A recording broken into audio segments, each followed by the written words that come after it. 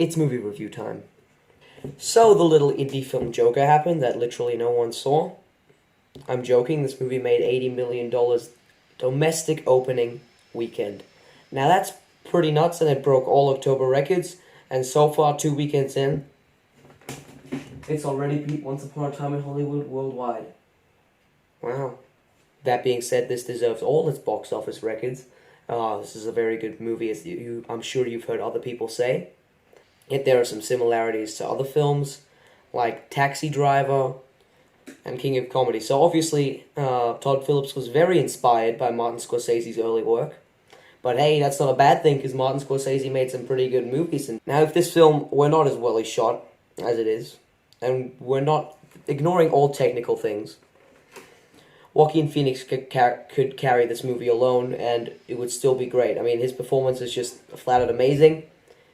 Oscar nomination, Oscar win. Yet this movie is not only carried by Joaquin Phoenix, because this is a great directorial effort by Todd Phillips, who made a very stylish movie and almost the perfect depiction of Gotham ever for a film. It looks kind of like a third world country, but in reality it's inspired by 80s New York, so I feel like hopefully it's an exaggerated version of 80s New York, because otherwise 80s New York is not a good place to be. And the script as well, I mean, how does someone manage to tell an origin story, yet still not really reveal much about the character? That part about me complexed me, and I can't really get into it here again, because obviously lots of spoilers. And there's comedy in this movie too. I mean, Todd Phillips directed Hangover 1 and the other two, but this film had that little bit of comedy background, so there were some odd moments of comedy. However, every scene that's meant to be tense is nail-biting, unlike other movies I've reviewed this year in Chapter 2. And this movie didn't really feel like a cash grab, even though being extraordinarily successful. I mean, I give it all the praise for going a different direction than Marvel does, because DC tried that. They failed. Justice League. So now they're going their own way, which I feel like is the right way to go.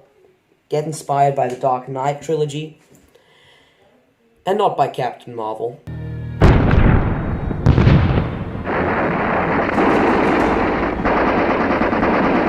This is probably the least understood war we've been in our history. It's become a very difficult subject to talk about.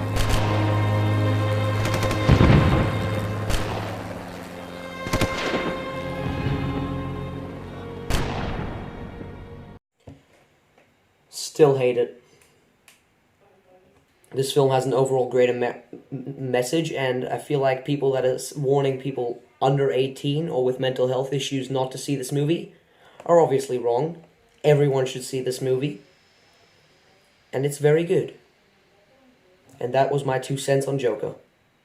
Bye-bye.